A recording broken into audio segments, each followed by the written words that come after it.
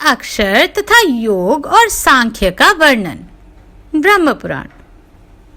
जनक ने कहा, मुनि श्रेष्ठ, क्षर और अक्षर अर्थात प्रकृति और पुरुष दोनों का संबंध तो पत्नी और पति के संबंध की भांति स्थिर जान पड़ता है।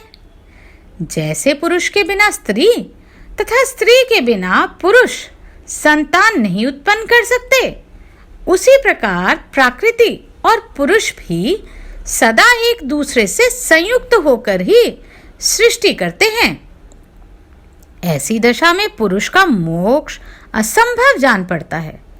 यदि मोक्ष के निकट पहुंचने वाला अर्थात उसके स्वरूप का स्पष्ट बोध कराने वाला कोई दृष्टांत हो तो बताइए, क्योंकि आपको सब कुछ प्रत्यक्ष है। हमारे मन में भी मोक्ष की अभिलाषा है। हम भी उस पद को प्राप्त करना चाहते हैं जो अनामय, अजय, बुढ़ापे से रहित, नित्य, इंद्रियातीत एवं परम स्वतंत्र हो। वशिष्ठ जी बोले, राजन, तुम्हारा कहना ठीक है। तुमने वेद और शास्त्रों का दृष्टांत देकर अपना प्रश्न उपस्थित किया है, तथापि अभी ग्रंथ का यथार्थ तत्व तुम्हारे समक्ष नहीं आया है। जो वेद और शास्त्रों के ग्रंथों को रट लेता है किंतु उसके तत्व को नहीं समझता, उसका वह रटना व्यर्थ है। जो याद किए हुए ग्रंथ का अर्थ नहीं जानता, वह तो केवल उसका बोझ ढोता है। उसके तत्व का यथार्थ बोध होने से ही वह उसके अर्थ को ग्रहण करता है। जिसकी बुद्धि स्थूल और मंद है, अतएव जो ग्रंथ के तत्व को ठीक ठीक जानने के लिए उत्सुक नहीं, वह उस ग्रंथ के विषय का निर्णय कैसे कर सकता है? जो मनुष्य ग्रंथ के तत्व को जाने बिना ही लोभ अथवा दंभवश उस पर विवाद करता है, वह पापी नरक में पड़ता है। इसलिए महाराज, सांख्य और योग के ज्ञाता महात्मा पुरुषों के मत में मोक्ष का जैसा स्वरूप देखा जाता है, उसे मैं यथार्थ रूप से बतलाता हूं। सुनिए। योगी जिस तत्व का साक्षात्कार करते हैं, सांख्य के विद्वान भी उसी का ज्ञान प्राप्त करते हैं। जो सांख्य और योग को एक समझता है, वही बुद्धिमान है। जैसे बीज से बीज की उत्पत्ति होती है, उसी प्रकार द्रव्य से द्रव्य, इंद्रिय से इंद्रिय और देह से देह की प्राप्ति होती है। परंतु परमात्मा तो इंद्रिय, बीज, द्रव्य और देह से रहित तथा निर्गुण है। अतः उसमें गुण कैसे हो सकता है? जैसे आकाश आदि गुण सत्यवादी गुणों से उत्पन्न होते और उन्हीं में लीन हो जाते हैं, उसी प्रकार सत्यवादी गुण भी प्रकृति से उत्पन्न होकर उसी में लीन होते हैं। आत्मा तो जन्म मृत्यु से रहित, अनंत, सबका दृष्टा एवं अद्वितीय है। वह सत्वादी गुणों में केवल आत्माभिमान करने के कारण ही गुण स्वरूप कहलाता है। गुण तो गुणमान में ही रहते हैं, निर्गुण आत्मा में गुण कैसे हो सकते हैं? अतः गुणों के स्वरूप को जानने वाले विद्वान पुरुष ऐसा मानते हैं कि जब जीवात्मा इन प्राकृत गुणों में अपनेपन का अभिमान करता है, उस समय वह गुणवान सा ही होकर भिन्न भिन्न गुणों को देखता है। किंतु जब उस अभिमान को छोड़ देता है, उस समय देहादि में आत्मबुद्धि का परित्याग करके वह अपने विशुद्ध परमात्मा स्वरूप का साक्षात्कार करता है। उस परमात्मा को बुद्धि आदि से परे सांख्य योग स्वरूप बताया गया है। वह सत्वादी गुणों से रहित अव्यक्त ईश्वर अर्थात नियामक, निर्गुण, नित्य तथा प्रकृति और उसके गुणों का अधिष्ठाता 25वां तत्व है। यह सांख्य और योग में कुशल एवं परम तत्व की खोज करने वाला विद्वानों का कथन है। इस प्रकार परस्पर संबंध रखने वाला क्षर, अक्षर, प्रकृति, पुरुष का स्वरूप बताया गया है। सदा एक रूप में रहने वाला परमात्मा अक्षर है और नाना रूपों में प्रतीत होने वाला प्राकृत जगत क्षर कहलाता है। सारांश यह है कि एकत्व ही अक्षर है और नानात्व को ही क्षर कहते हैं। जब जीवात्मा 25वें तत्व परमात्मा में स्थित हो जाता है, उस समय उसकी सम्यक स्थिति बताई जाती है। एकत्व और नानात्व दोनों रूपों में उस परमात्मा का ही दर्शन होता है। तत्ववेता पुरुष एकत्व और नानात्व दोनों के पार्थक्य को भली भांति जानता है। मनीषी पुरुष तत्वों की संख्या 25 बतलाते हैं, परंतु उनमें 25वां तत्व परमात्मा है जो तत्वों से विलक्षण है। राजन, योगी का प्रधान कर्तव्य है ध्यान। ध्यान ही योगियों का सबसे बड़ा बल है। योग विद्या के ज्ञाता विद्वान पुरुष मन की एकाग्रता और प्राणायाम ये ध्यान के 2 भेद बतलाते हैं। योगी को सब प्रकार की आसक्तियों का त्याग करके मिताहारी और जितेंद्रिय होना चाहिए।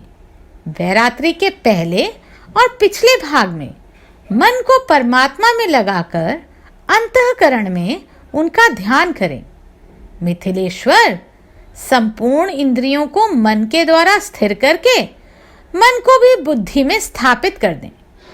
पत्थर की भांति अविचल हो जाएं, तभी उसे योग युक्त कहते हैं। जिस समय उसे सुनने, सूंघने, स्वाद लेने, देखने और स्पर्श करने का भी भान नहीं रहता, जब मन में किसी प्रकार का संकल्प नहीं उठता तथा वह काठ की भांति स्थिर होकर किसी भी वस्तु का अभिमान या सुध-बुध नहीं करता, उस समय मनीषी पुरुष उसे अपने स्वरूप को प्राप्त योगयुक्त कहते हैं। ध्याननिष्ठ योगी को अपने हृदय में धूम रहित अग्नि, किरणमालाओं से मंडित सूर्य तथा विद्युत के प्रकाश की भांति तेजस्वी आत्मा का साक्षात्कार होता है। धैर्यवान मनीषी वेदवेता और महात्मा ब्राह्मण ही उस अजन्मा एवं अमृत स्वरूप ब्रह्म का दर्शन कर पाते हैं। वह ब्रह्म अणु से भी अणु और महान से भी महान कहा गया है। सर्वत्र संपूर्ण भूतों में स्थित होते हुए भी वह किसी को दिखाई नहीं देता। वेदों के पारगामी तत्वज्ञ विद्वानों ने उसे तम से दूर, अज्ञान अंधकार से परे बताया है। वह निर्मल एवं लिंग रहित है। यही योगियों का योग है। इसके सिवा योग का और क्या लक्षण हो सकता है? इस प्रकार साधना करने वाला योगी सबके दृष्टा अजर अमर परमात्मा का दर्शन करता है। यहाँ तक मैंने तुम्हें योग दर्शन का यथार्थ स्वरूप बतलाया। अब सांख्य का वर्णन करता हूं। यह विचार प्रधान दर्शन है राजन। प्राकृतिवादी विद्वान मूल प्रकृति को अव्यक्त कहते हैं। उससे दूसरा तत्व प्रकट हुआ जो महत्व कहलाया। महत्त्व से अहंकार नामक तीसरे तत्व की उत्पत्ति सुनी गई है। सांख्य दर्शन के ज्ञाता विद्वान अहंकार से सूक्ष्म भूतों का, पंच तन्मात्राओं का प्रादुर्भाव बतलाते हैं। इन 8 को प्रकृति कहते हैं। इनसे 16 तत्वों की उत्पत्ति होती है जो विकृति कहलाते हैं। 5 ज्ञानेंद्रियों, 5 कर्मेंद्रियों, 11वां मन तथा 5 स्थूल भूत, ये ही 16 विकार हैं। ये प्रकृति और विकृति मिलकर 24 तत्व होते हैं। सांख्य दर्शन में तत्वों की इतनी ही संख्या मानी गई है। सांख्य मार्ग पर स्थित और सांख्य विधि के ज्ञाता मनीषी पुरुष ऐसा ही कहते हैं। जो तत्व जिससे उत्पन्न होता है उसका उसी में लय भी होता है। प्रकृति परमात्मा के सन्निधान से अनुलोम क्रम के अनुसार तत्वों की रचना करती है। अर्थात प्रकृति से महत्त्व, महत्त्व से अहंकार, तथा अहंकार से सूक्ष्म भूत आदि के क्रम से सृष्टि होती है, किंतु उसका संहार विलोम क्रम से होता है, अर्थात पृथ्वी का जल में, जल का तेज में और तेज का वायु में लय होता है। इसी प्रकार सभी तत्व अपने अपने कारण में लीन होते हैं।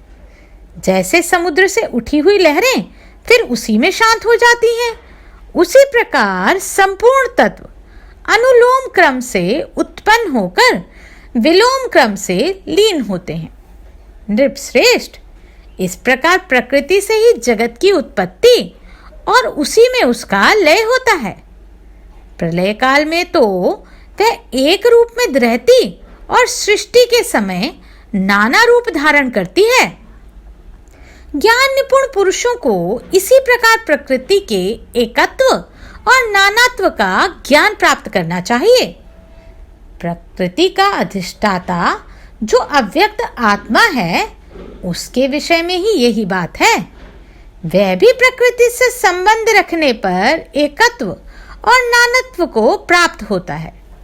प्रलय काल में तो वह भी एक ही रूप में रहता है, किंतु सृष्टि के समय प्रकृति को प्रेरित करने के कारण उसकी ही अनेकता से वह स्वयं भी अनेक सा प्रतीत होता है। परमात्मा ही प्रकृति को प्रसव के लिए उन्मुख करके उसे अनेक रूपों में परिणित करता है। प्रकृति और उसके विकारों को क्षेत्र कहते हैं। 24 तत्वों से भिन्न जो 25वां तत्व महान आत्मा है, वही उस क्षेत्र में अधिष्ठाता रूप से निवास करता है। वह क्षेत्र को जानता है, इसलिए क्षेत्रज्ञ कहलाता है। क्षेत्रज्ञ प्रकृति जनित पुर अर्थात शरीर में शयन करता है, इसलिए उसे पुरुष कहते हैं। वास्तव में क्षेत्र अन्य वस्तु है और क्षेत्रज्ञ अन्य। क्षेत्र अव्यक्त प्रकृति है और क्षेत्रज्ञ उसका ज्ञाता 25वां तत्व परमात्मा है। जब पुरुष अपने को प्रकृति से भिन्न जान लेता है, उस समय वह अद्वितीय परमात्मा रूप से स्थित होता है। इस प्रकार मैंने तुम्हें सम्यक दर्शन अर्थात सांख्य का यथार्थ वर्णन किया। जो इसे इस प्रकार जानते हैं, वे सम स्वरूप ब्रह्म को प्राप्त होते हैं। महाराज, इस प्रकार मैंने तुमसे शुद्ध सनातन आदि ब्रह्म के यथार्थ तत्व का वर्णन किया है। तुम मात्सर्य का त्याग करके अपनी बुद्धि से इस तत्व को ग्रहण करो। असत्यवादी, शठ, नपुंसक, कुटिल बुद्धि वाले, अपने को पंडित मानने वाले तथा दूसरों को कष्ट पहुंचाने वाले मनुष्य को इसका उपदेश नहीं देना चाहिए। शिष्य को बोध कराने के लिए ही इस तत्व का उपदेश करना उचित है। जो श्रद्धालु, गुणवान, पराई निंदा से दूर रहने वाले, विशुद्ध योगी, विद्वान, वेदोक्त कर्म करने वाले, क्षमाशील तथा सबके हितैषी हों, वे ही इस ज्ञान के अधिकारी हैं। जितेंद्रिय तथा संयमी पुरुष को इसका उपदेश अवश्य देना चाहिए। महाराज कराल, तुमने मुझसे आज परब्रह्म का ज्ञान प्राप्त किया है। अब तुम्हारे मन में तनिक भी भय नहीं रहना चाहिए। नरेंद्र, तुमने मुझसे जैसा प्रश्न किया था, उसके अनुसार ही मैंने तुम्हें यह उपदेश किया है। कोई दूसरी बात नहीं कही है। यह महान ज्ञान मोक्षवेता पुरुषों का परम आश्रय है। यह मुझे साक्षात ब्रह्मा जी से प्राप्त हुआ है। व्यास जी कहते हैं, मुनिवरों, पूर्व काल में महर्षि वशिष्ठ ने जिस प्रकार 25वें तत्वरूप परब्रह्म के स्वरूप का वर्णन किया था, उसी प्रकार मैंने तुम्हें बताया है। यही वह ब्रह्म है जिसे जान लेने पर मनुष्य फिर इस संसार में नहीं आता। यह ज्ञान हिरण्यगर्भ ब्रह्मा जी से महर्षि वशिष्ठ को प्राप्त हुआ। वशिष्ठ जी से देवर्षि नारद को मिला और देवर्षि नारद से मुझे प्राप्त हुआ। वही ये सनातन ज्ञान मैंने तुम सब लोगों को बताया। यह परम पद है। इसका श्रवण करके अब तुम्हें शोक नहीं करना चाहिए। जिसने क्षर और अक्षर के भेद को जान लिया, उसे किसी प्रकार का भय नहीं है। जो उन्हें ठीक ठीक नहीं जानता उसी को भय है। मूर्ख मनुष्य इस तत्व को जानने के कारण बार बार उपद्रवग्रस्त हो मरता और मरने के बाद पुनः हजारों बार जन्म मृत्यु के कष्ट भोगता है। वह देव मनुष्य और पशु पक्षी आदि की योनियों में भटकता रहता है। अज्ञान रूपी समुद्र अव्यक्त अगाध और भयंकर है। इसमें प्रतिदिन कितने ही प्राणी डूबते चले जा रहे हैं। तुम लोग यह उपदेश सुनकर इस अगाध भवसागर से पार हो गए हो। अब तुम्हें रजोगुण और तमोगुण का भाव नहीं रह गया। तुम्हारी शुद्ध सत्व में स्थिति हो गई है। मुनिवरों, इस प्रकार मैंने सार से भी सारभूत परम तत्व का वर्णन किया। यह परम मोक्ष रूप है। इसे जान लेने पर मनुष्य फिर इस संसार में लौट कर नहीं आता। जो नास्तिक हो, जिसके हृदय में गुरु और भगवान के प्रति भक्ति ना हो, जिसकी बुद्धि खोटी और हृदय श्रद्धा से विमुख हो, ऐसे मनुष्य को कभी इसका उपदेश नहीं करना चाहिए।